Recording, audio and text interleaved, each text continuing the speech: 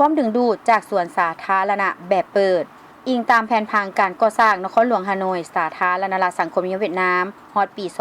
2030 นครดังกล่าวนี้ตั้งเป้าหมายเพิ่มพื้นที่สีเขียวให้ได้ประมาณ 10-15 ตารางเมตรต่อคน มุ่งไปสู่นครสีเขียวและนครที่น่าอยู่ ปัจจุบันสวนสาธารณะหลายแห่งในนครหลวงฮานอยได้ถอนหัวเหล็กและเปิดเสื่อมกับถนนรอบด้านซึ่งการเปลี่ยนแปลงนี้กำลังสร้างบรรยากาศใหม่ในการดำรงชีวิตของชุมชนและดึงดูดประชาชนเข้ามาพักผ่อนหลายขึ้นนับแต่เช้าๆจนถึงแลงประชาชนจำนวนหลายเข้ามาพักผ่อนที่สวนสาธารณะแบ็คทาวน์ภายหลังถอนหัวเหล็กออกได้1เดือนกว่าก็ได้เฮ็ดให้พื้นที่สาธารณะเปิดโล่งและเสื่อมกับถนนใจกลางเมืองโดยกงเพื่อรับใช้การพักผ่อนและบันเทิงของประชาชน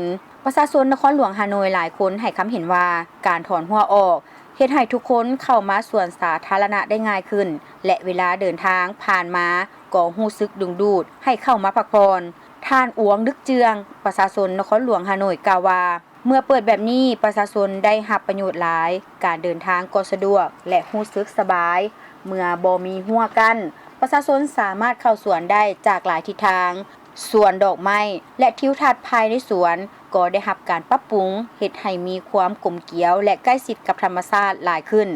ส่วนที่สวนสาธารณะถงเยินก็ได้ถอนหัว4ด้านและเปิด9ประตูให้ประชาชนเข้าออกจากพื้นที่ที่มีสิ่งกีดขวางตอนนี้ได้กลายเป็นสถานที่ที่สร้างกิจกรรมชุมชนที่คึกคืนนางฮาธิมีฮอยประชาชนนครหลวงฮานอยกล่าวว่าข้าพเจ้ารู้สึกประหลาดใจตอนนี้มีพื้นที่ลิ่นกว้างขวางเด็กน้อยสามารถลิ่นได้สบายบางคนกล่าวว่ากลางนครหลวงฮานอยมีพื้นที่แบบนี้รู้สึกดีขึ้นหลายท่านเวียนตะเตินผู้อำนวยการศูนย์วัฒนธรรมกีฬาเขตไฮบะจึงนครหลวงฮานอยกล่าวว่าข้าพเจ้าได้จัดกิจกรรมฟ้อนสิงโต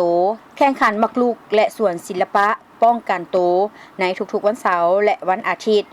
อยู่ในบริเวณสวนเพื่อให้ประชาชนได้เชื่อมโยงกันและใกล้ชิดกับธรรมชาติหลายขึ้น